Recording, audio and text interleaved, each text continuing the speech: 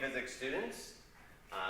This video today is going to be talking about building on the last video, which was about average and instantaneous acceleration. Today we're going to be talking about an area, a branch of physics called kinematics. Kinematics is a branch of physics that describes linear motion with constant acceleration. And this is a very commonly used part of physics. It's actually one of my favorite parts of this unit because kinematics are so easy to use and they describe some motions really, really well. Motions with constant acceleration. Let's talk what we mean by that. You can see here that we have a particle that's experiencing a certain acceleration and at different times, time 0, time 1, time 2, time 3, time 4, you can see that the length of this acceleration vector isn't changing, nor is its direction changing. It's experiencing a constant acceleration.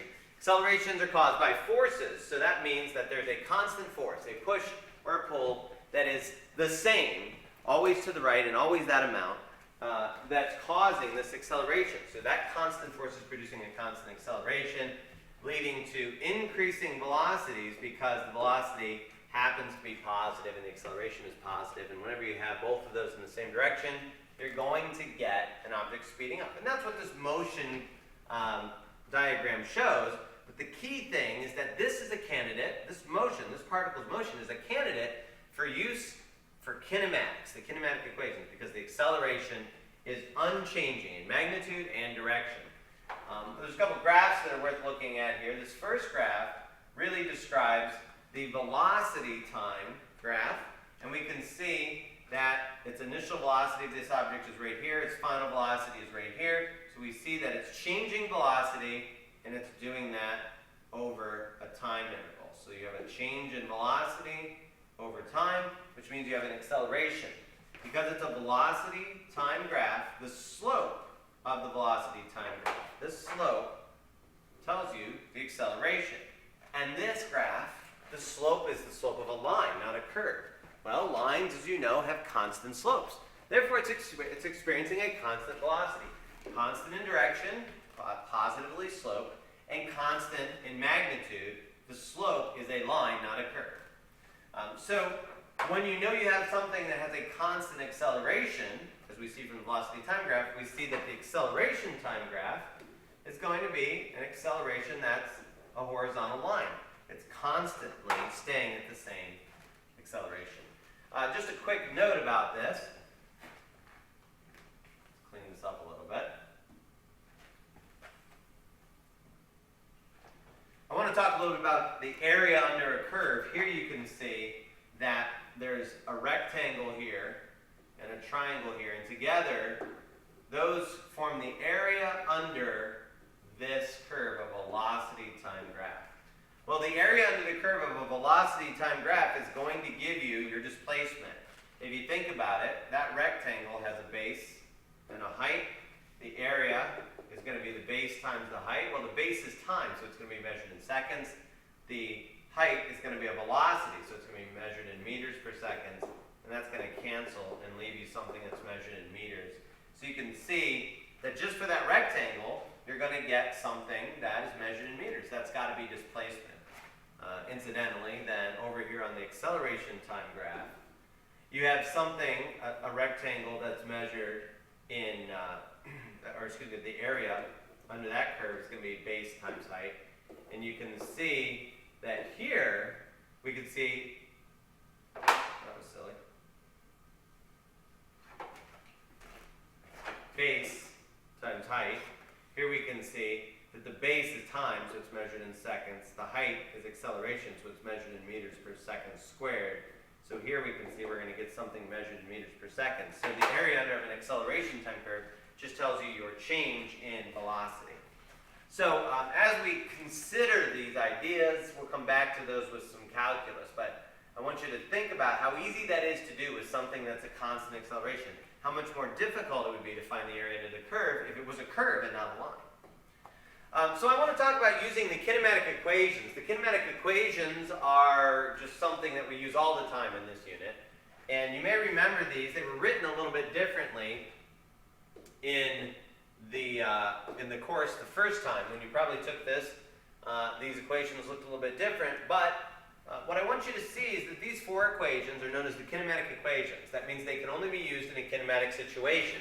They can only be used when you are sure that you have a constant acceleration. When you're sure the velocity time graph is going to produce a line.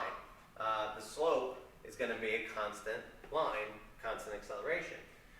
So there's four equations here. This chart is really, I think, crucial for understanding when to use the kinematic equations. How do I know which one to use? That's the hardest thing. And the easiest way is to identify the 5 golden variables. You can see that each one of these equations contains some of these variables. There's final velocity, there's initial velocity, there's acceleration, there's time, and there's position. And when you think about position, sometimes there's final position, sometimes there's initial position. Together, those make what we traditionally have called displacement. Final position minus initial position. Together, these two make, a change in velocity. And then, really what I want to recognize is that the 5 golden variables here are final velocity, initial velocity, acceleration, time, and position. Those variables, what you want to be able to do is kind of go through and say, in the equations that I'm looking at, how many of those 5 variables are present? So let's just do that real quickly. In this equation right here, you have final velocity, initial velocity, acceleration, time, but you're missing position. Position isn't there. So position, displacement, is the missing variable. Here we can see that we've got position in this next one, initial velocity, time in a couple places, and then acceleration. So here the missing variable is final velocity. In this next equation, we see that there's final velocity, initial velocity, acceleration, and position, but we're missing time. And in this last equation, we can see that there's position, initial velocity, final velocity, time. Oops, marked the wrong one.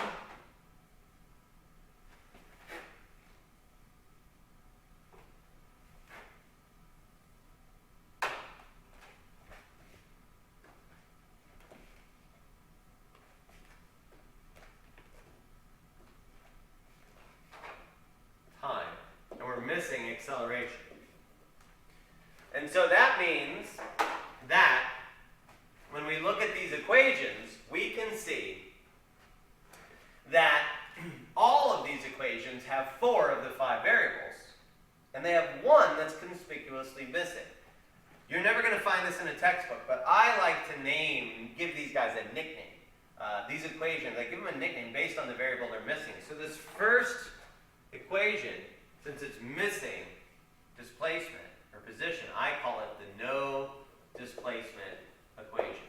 This next one is missing final velocity, so I call it the no final velocity equation. This third one, is missing time, so I call it the no time equation. That's my name for it. And this last one is missing acceleration, so I call it the no acceleration equation. The reason I like those nicknames is because the nickname tells you what it is that is missing, which is the key to knowing which equation to use when you're dealing with a kinematic situation. If you know any 3 of these 5 variables, you're given any 3 of these 5 variables, and you're asked to find a 4th, the equation you need to pick needs to have those 4 variables in it. There'll be some 5th variable that there's no mention made of whatsoever, and that one is irrelevant completely to the situation. If you know any 3 variables, you can find the 4th, and the equation you're going to pick is going to be whichever one is missing the variable. There's no mention made of it at all. So let's say that you were given a question where they gave you final velocity, initial velocity, and acceleration, and asked you to find time. Well, no mention whatsoever is made of displacement, so you're going to use the no displacement equation. Or imagine they gave you an equation or question where they gave you acceleration time and displacement and asks you to find the initial velocity. Well, you haven't been given any information at all about final velocity, so you're going to use the no final velocity equation. And so on and so forth. I think the hardest thing about using kinematic equations is knowing which one to use. The one that you're going to use is going to be based on what you're given. If you're given any 3 variables and asked to find a fourth, you're going to use the equation that is the no time, no acceleration, no final velocity, no displacement, based on which variable is completely ignored.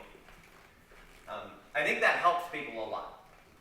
When we look at these, the no displacement equation, I'd like to point out, is clearly a line. If you made a graph of a velocity time graph of this equation, you're going to find that it's a line. All right? If you look at it, it's very obviously y equals mx plus b, and that's going to give you a line.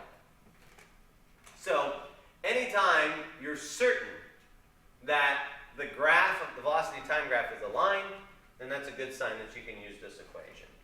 Incidentally, if you were looking at the position time graph here, that would definitely not be a line. It would be some sort of curve, probably a parabola, and this graph is definitely a different kinematic equation.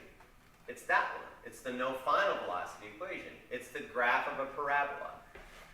And so, an example of that is going to be any motion where you know that the velocity is changing exponentially with time, and you're going to get some sort of a parabolic graph.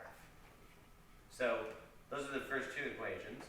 The no time equation kind of makes me laugh a little bit because if you think about it, what you've got here is something that is just describing not a line and not a parabola, but it's describing a change in velocity. So you have final velocity and initial velocity in terms of position.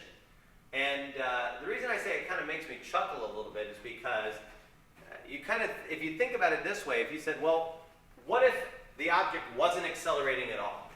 If the object wasn't accelerating at all, if the acceleration was 0, then this whole side of the equation disappears, and basically you have an equation that says the final velocity squared is equal to the initial velocity squared, which is just a fancy way of saying the final velocity is equal to the initial velocity because it's not accelerating.